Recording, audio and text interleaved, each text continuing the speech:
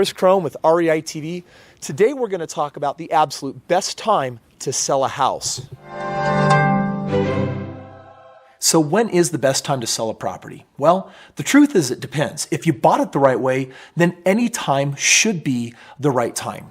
However, will there be times in the market that are more advantageous than others? Try this on for a minute. Consumers and investors usually follow separate and opposite tracks. So when all the consumers are buying up real estate, do you know what investors are typically doing? That's when they're selling. When everyone is in this buyer's market, that's when you can usually sell for the highest price, and that's when investors want to trade into different properties. But the opposite is also true. When all the consumers are dumping and saying the sky is falling and it's the worst investment like we saw in 07 and 2008 and 9 and 10, what were investors like me doing? We're buying up everything like crazy.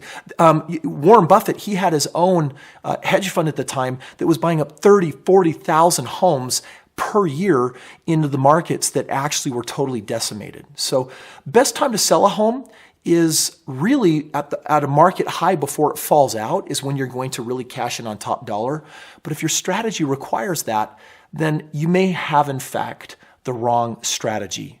Because if the market is ever turning and moving in a way that is not advantageous for you, you should be able to continue holding that home, cash flowing it, and continuing to make money on it.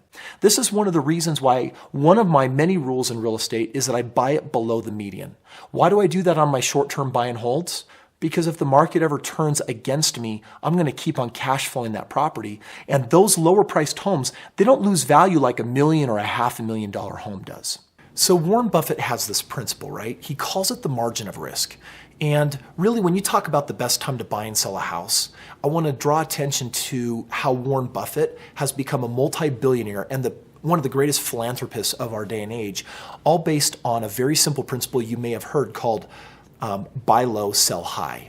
Okay, Warren is a really great example, if you read his book Snowball, of an individual that really lives this principle. He says if you want to reduce your risk, you got to increase your margin of profitability. So it's real simple. If you buy a house as an investor, you buy it with a lot of equity. Because if you do, whether it's the wrong or right time to sell, you can sell profitably. Understanding this principle is key for this next part. If you buy the right house, you can sell it anytime for a great profit. I've got an example here of a house that I just recently sold. This is a house that I purchased in 05 and sold in 2015. So I've held on to this house for 10 years. And here's some background on this house.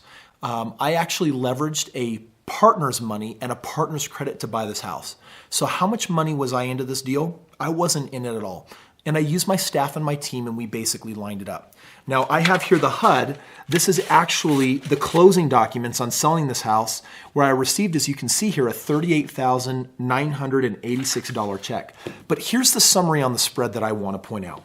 I purchased this house in 2005, and we bought it for $109,000, and the down payment of 10% was $9,069. My expenses over the life of holding this was $70,000, but my income was $107,000. What's the difference? Roughly $37,000 that we got to make in cash flow and down payments, deposits along the way.